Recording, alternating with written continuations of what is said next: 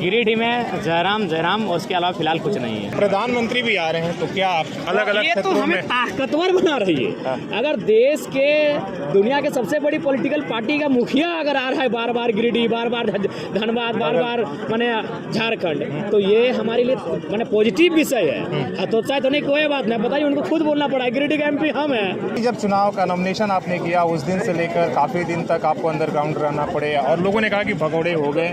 मुद्दे क्या हैं अब चुनावी दौर में? हालांकि आप 2 साल से अलग अलग मुद्दों पर उठाते रहे, इस अभी गिरिडीह के लिए आप क्या मुद्दे, लोगों को वोट किस मुद्दों पर समझा रहे हैं, क्या कह रहे हैं? जयराम महतो के अंदर एक आग है, हमेशा वो अपनी अस्मिता की बात करते हैं, हक की बात करते हैं और अपने जो झारखंड के दर्द है उसको बयां करते हैं। कई लोगों ने कहा कि आप वोट काटने के लिए, कुछ ने कहा कि भाई आप जेएमएम के बी टीम के रूप में काम कर रहे हैं। मतलब 2 पुराने ऐसे नेता हैं, पहले मंजे हुए नेता हैं और आप पहली बार चुनाव लड़ेंगे, तो किस तरीके से उनके बातों का लोकतांत्रिक जो व्यवस्था है ना, लोकतंत्र बदलाव चाहता है, दुनिया बदलाव चाहती है। लोग कह रहे थे कि धनबाद से क्यों नहीं चुनाव लड़े, वहाँ भी बहुत पलायन है। हमारी इच्छा आज भी कहेंगे, मेरा दिल आज भी धनबाद को ही फेवर करता है, लेकिन समस्या ये थी कि हम चाहते थे पहला चुनाव अपने घर से लड़ा। मेरा घर, मैंने लोकसभा वाला घर, जिला मेरा धनबाद है लेकिन लोकसभा मेरा गिरिडीह है, इसलिए मैंने प्रीफर किया अपने। क्योंकि जमीन की बात अगर कोई कर रहा है तो जयराम महतो कर रहा है, जंगल बचाने की कोई बात कर रहा है तो जयराम महतो कर रहा है, और झारखंड अस्मिता की कोई बात कर रहा है तो जयराम महतो कर रहा है, बाकी लोग अपने परिवार की बात कर रहे हैं। नमस्कार, सोशल संवाद में स्वागत है। मैं शशि भूषण और एक कतरास का कॉलेज का मैदान है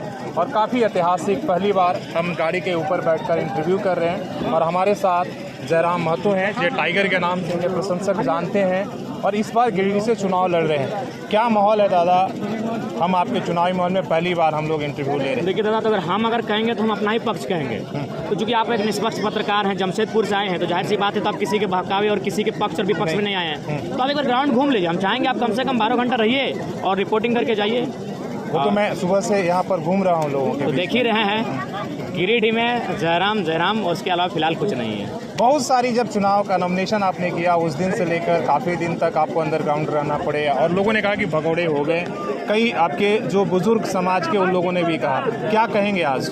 देखिए, सबसे पहला बात है कि आप अपने विवेक का कैसा सदुपयोग करते हैं। वो कहते हैं ना कि सर कटा सकते हैं, सर झुका नहीं सकते, लेकिन कभी कभी परिस्थिति ऐसी आनी चाहिए कि आपको अपने लोगों को बचाने के लिए, अपने लोगों को सुरक्षा करने के लिए आपके जो सिद्धांत हैं उनमें कुछ पल के लिए कहीं ना कहीं कंप्रोमाइज़ करना पड़ता है। निसंदेह हम तो आज भी हमारी इच्छा थी, उस दिन भी इच्छा थी कि डिटेन कर लेने से बेहतर होता, लेकिन 1.5 लाख की भीड़ के सामने डिटेन पॉसिबल नहीं था।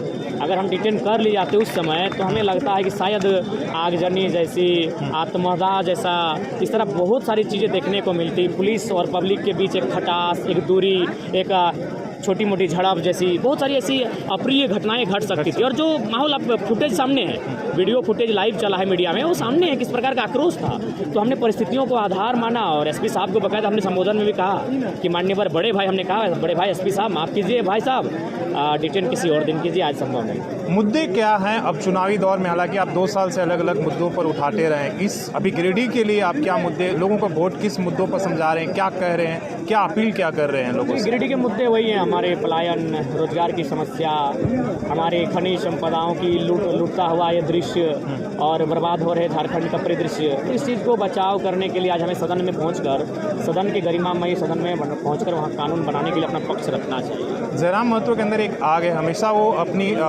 अस्मिता की बात करते हैं, हक की बात करते हैं और अपने जो झारखंड के दर्द है उसको बयां करते हैं। क्या लगता है सदन में इसलिए जाना ज़रूरी है और जो झारखंड की दर्द है उसको सही से वो हक नहीं? बिल्कुल, जब तक आप चीज़ों को अच्छे तरीके से देखिए, कहावत है ना कि मांग रहे मुँह खेबे, तो हम लोग की भाषा में कहावत है कि अगर भूख लगा है तो बोलना होगा। तो सदन को अभी तक परिचय नहीं हो पाया है झारखंडियों की दुर्दशा, या फिर हो सकता है वो नज़रअंदाज कर रहे हैं। तो इसीलिए जब नेशनल मीडिया के सामने आएंगे, जब सदन में हमारा डिस्कशन होगा तो पूरा देश जानेगा और पूरा देश भी कहीं ना कहीं इन चीज़ों को समझेगा कि सच में आज 40% खनिज देने वाला झारखंड आज अन्याय की दर्द को झेल रहा है। कई लोगों ने कहा कि आप वोट काटने के लिए, कुछ ने कहा कि भाई आप जेएमएम के बी टीम के रूप में काम कर रहे हैं। पहला बात तो आपसे हम विनम्र प्रार्थना करेंगे कि आप इस सवाल से अब हमें दूर रखें, हम हजारों वर्ष का उत्तर दे चुके हैं। मैंने तो पहली बार, हाँ ठीक है, आपका उत्तर वही रहेगा कि हम लोग अपने अस्तित्व नहीं, आप अपने लोगों को क्लियर कर दिए। नहीं, लोगों को क्लियर है, हम लोग खुद की पार्टी होगी, खुद का पहचान होगा, खुद की छाप होगी, हम लोग अपने दम पर और अपने विचारधारा से चुनाव लड़ेंगे।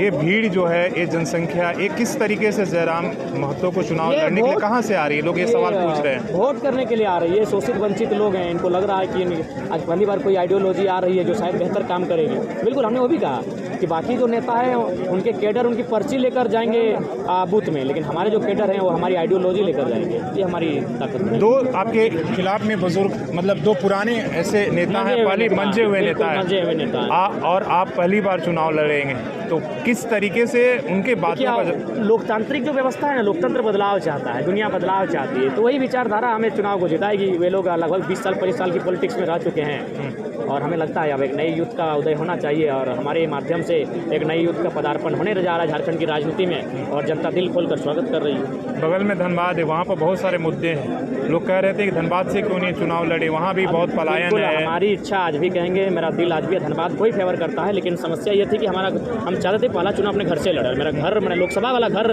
जिला मेरा धनबाद है लेकिन लोकसभा मेरा गिरिडीह है, इसलिए मैंने प्रीफर किया अपने लोकसभा। वहाँ डोलू महतो और अनुपमा सिंह दो लोग लड़ रहे हैं, क्या कहेंगे उन लोगों की? जो देखिए, हमें लगता है कि दोनों की जो आइडियोलॉजी है वो कहीं ना कहीं समान है, भले वो दल अलग अलग है लेकिन आइडियोलॉजी समान है। दोनों कोयला क्षेत्र को प्रतिनिधित्व किए हैं और समस्याएं क्या हैं वो सभी जानते हैं, तो भले वो दोनों अलग अलग दल से हैं लेकिन आइडियोलॉजी समान है।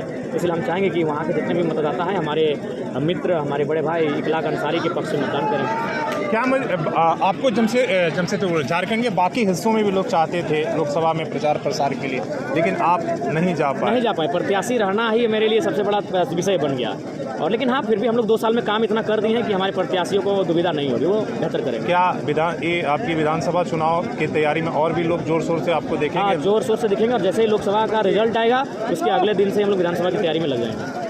अभी भी लग रहा है कि जयराम महतो केवल एक समाज के प्रतिनिधित्व कर रहे हैं, समर्थन को देखकर किस तरीके से? देखिए, आज आप ऐलान सुन रहे थे, सिंह जी आए हैं, दुबे जी आए हैं, और उससे पहले तो बाकी लोग थे ही, अब स्वर्ण वर्ग के भी लोग आए हैं। अल्पसंख्यक तो बहुत भारी तादाद में हमारे साथ है, इसीलिए अल्पसंख्यक को दुविधा में डालने के लोग तरह तरह का मैसेज पर र्यूमर उड़ाते रहते हैं। अब एसटी वर्ग भी हमारे साथ आने लगा है, बहुत सारे एसटी वर्ग जो पढ़े लिखे हैं वो खुल कर आ रहे हैं, और एसटी वर्ग इसलिए आ रहे हैं क्योंकि आप भी जानते हैं कि एसटी वर्ग के लिए सबसे अस्मिता का सवाल उसकी ज़मीनें हैं, और इन नेताओं में कुव्वत नहीं कि ज़मीनों की बात करें। खुद ज़मीन कब्जा करके बैठे हैं, खुद मैंने सैकड़ों एकड़ ज़मीन अपने पास रखे हैं, तो ये ज़मीन की बात कहाँ करेंगे? तो इसलिए एसटी समाज हमारे पास इसलिए आ रहा है, हमारे पक्ष मतदान कर रहा है क्योंकि हम गिरिडीह से आते हैं। गिरिडीह में एक मधुबन क्षेत्र आता है, वहाँ एसटी समाज का ज़मीनों का उल्लंघन इस प्रकार हुआ है कि आप बोल नहीं सकते हैं। वहाँ एक आदेश है कि नंद ब्रह्मा ट्रस्ट है, उसको आदेश दिया गया है कि ये ज़मीन जो फलाना मांझी जी की है उनको लौटाया जाए, लेकिन आज वहाँ बड़ा महल बन के खड़ा है, तो वो मुद्दा ये नहीं उठा पाएंगे, इनमें साहस नहीं वो मुद्दा उठाएंगे। तो एसटी समाज बिल्कुल हमारे साथ आएगा, क्योंकि ज़मीन की बात अगर कोई कर रहा है तो जयराम महतो कर रहा है, जंगल बचाने की कोई बात कर रहा है तो जयराम महतो कर रहा है, और झारखंड अस्मिता की कोई बात कर रहा है तो जयराम महतो कर रहा है, बाकी लोग अपने परिवार की बात कर रहे हैं।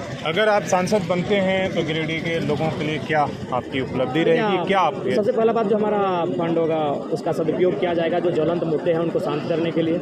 और भी से हम लोग तो आज जो मुझे लगता है कि सांसद की सैलरी 3 लाख के आसपास होती है, तो हम लोग ने वो भी वचन दिया है कि 2 लाख के 2 लाख 2.25 लाख हम लोग डोनेट करेंगे, तो 2.25 लाख एक महीना की एक छोटी मोटी योजना उससे हो जाएगी। तो हम डीसी को, चूँकि हम डायरेक्ट अगर हम पैसा दे भी देंगे तो आपका हम नहीं कर सकते, डीसी के माध्यम से रिकमेंडेशन करना होगा। तो हम डीसी महोदय, जो भी महोदय होंगे, उनको आग्रह करेंगे कि हर एक महीना हमारे लिए एक नया योजना रखेगा, हम अपनी खुद की सैलरी आपको देने वाले हैं, उसको जनता के बीच लेके जाइएगा। चलिए, बहुत बेहतरीन। प्रधानमंत्री भी आ रहे हैं, तो क्या आप अलग अलग क्षेत्रों में हमें ताकतवर बना रही है।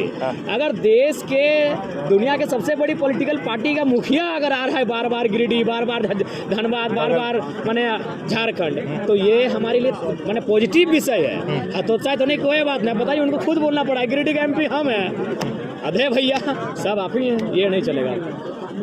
धन्यवाद, आपने टाइम दिया इतनी व्यस्तता में। आप भी देख लीजिए, अभी भी आप जिधर भी देखेंगे इनके अभी भी प्रशंसक खड़े हैं और इतनी व्यस्तता में, तो इसके लिए बहुत बहुत धन्यवाद।